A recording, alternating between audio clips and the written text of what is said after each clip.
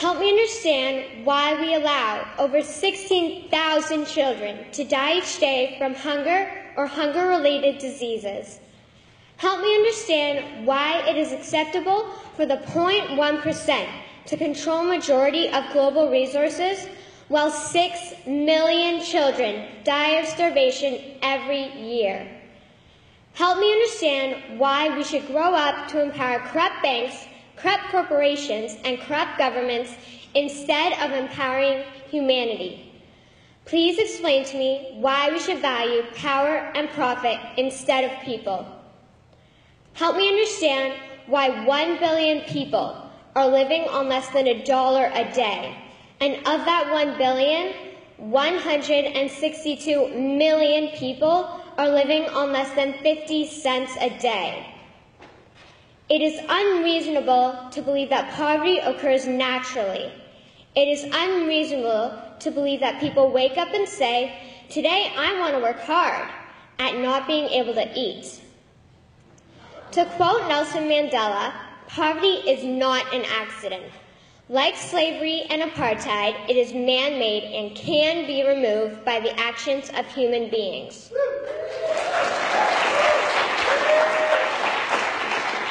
So if poverty is not an accident, then what is causing this pandemic we call poverty?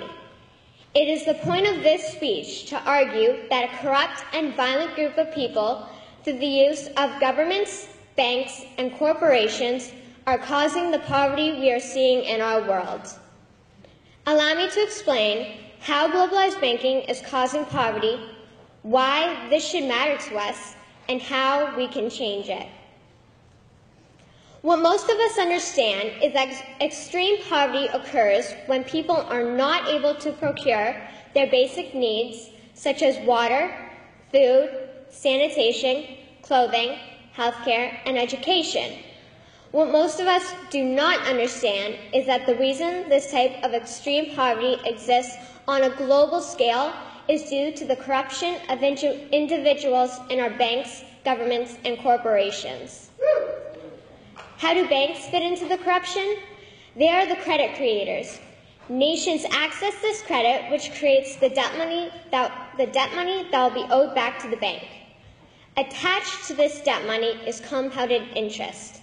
This interest can never be repaid because the only ones allowed to create money is the banks. As a result, an exponentially growing national debt is created in every nation that borrows from these banks. How do governments fit into the corruption?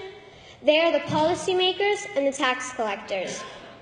The corrupt politicians create policies that benefit the corrupt banks and corporations.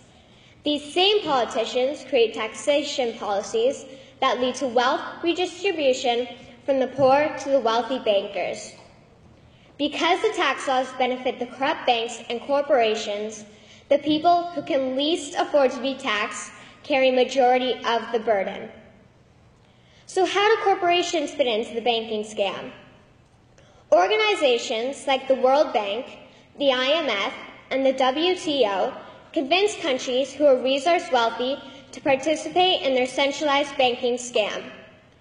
Government leaders who will not support the banks are forced out and new leaders are put in. These leaders are paid to participate to the detriment of their country. These countries are then destroyed through the looting of their resources, the enslavement of the people, and the denial of benefiting from the profits derived from their own country's resources.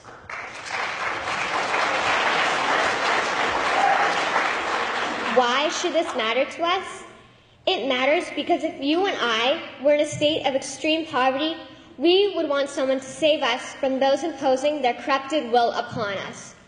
It matters because if we turn our eyes from the injustice, then we will have no excuse when injustice is thrust upon us.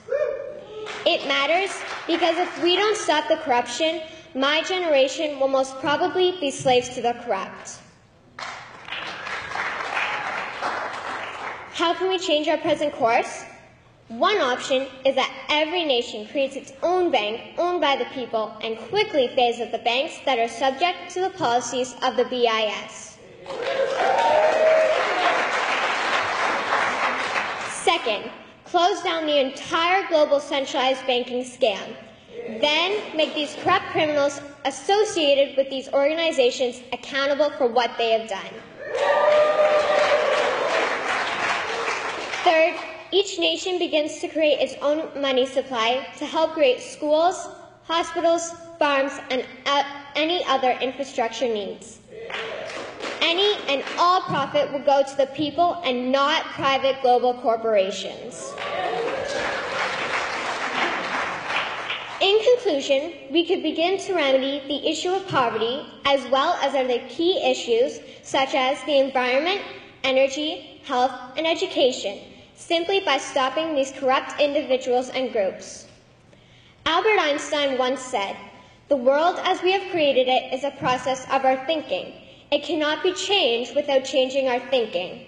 So let us change our thinking on governments, banks, and corporations so we can eradicate extreme poverty. Thank you.